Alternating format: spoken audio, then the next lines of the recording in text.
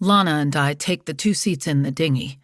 Agnes sits on the floor, crammed between the green garbage bag, her sister's knees, and my back.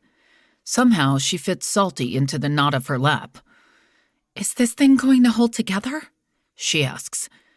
"This is what we have," replies Lana, shifting on the seat, pointlessly trying to find her own space as she grips the paddle.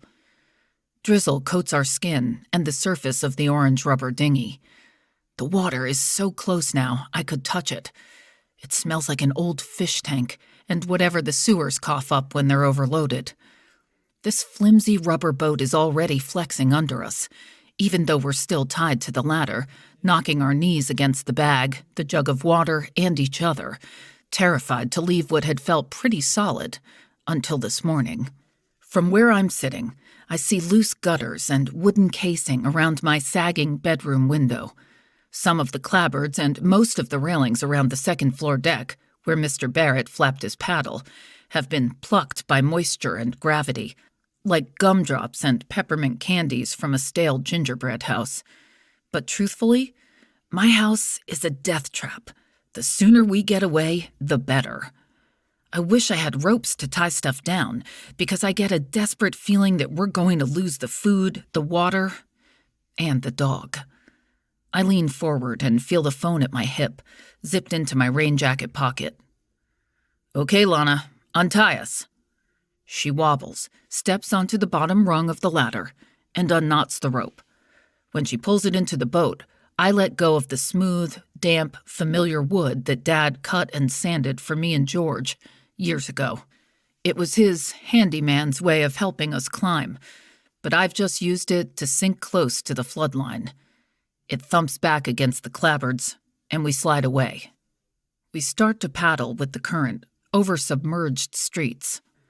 Maybe 12 feet below, over buried lawns, sidewalks, and driveways. Brown-green gumbo liquid laps at the second floors of the houses that are still standing, more or less. We coast down Aspinwall Avenue, past the Episcopal Church that's held up pretty well despite the rushing water and crushing pressure. Dark stains ring the old gray stone walls, as though the rock and mortar have absorbed all they can. The dwarfed spire, with its metal cross, is like a lighthouse for the soul. When Mom was going through her Christianity phase, she joined the church and dragged me and George to a bunch of potluck dinners, Christmas sing-alongs, fall fairs with homemade cider donuts, and lots of praying. But that's not happening anymore. I'm struggling with the paddle to move past the church and leave it behind, with the rest of my neighborhood. I'm heavier than Lana, so I'm on the back seat. She's in front of me, facing forward until the boat begins to twist, and we move backward through the current, which really freaks her out. She flaps her paddle like a maniac, plunging it through the surface, not getting much done. "Save your energy," I shout. "We can't control this." "It's going to pull us under."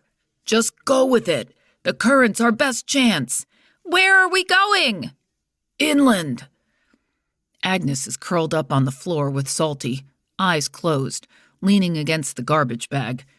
She seems hypnotized by the rocking and bucking. Or she's just holding on for dear life, hoping not to upchuck that egg I made her less than an hour ago. At the intersection, we pitch and bob onto Harvard Street, right over the bus stop, dangerously close to its disappearing rectangular black and yellow signs that now look like enlarged razor blades. Gray, brownish-green water laps at the dinghy, soaking our arms like it wants to pull us over the edge because, in the end, we have no fucking say in what's happening. We're heading toward a spinning current that pulls us along the edge of a concrete Walgreens, its windows under the surface.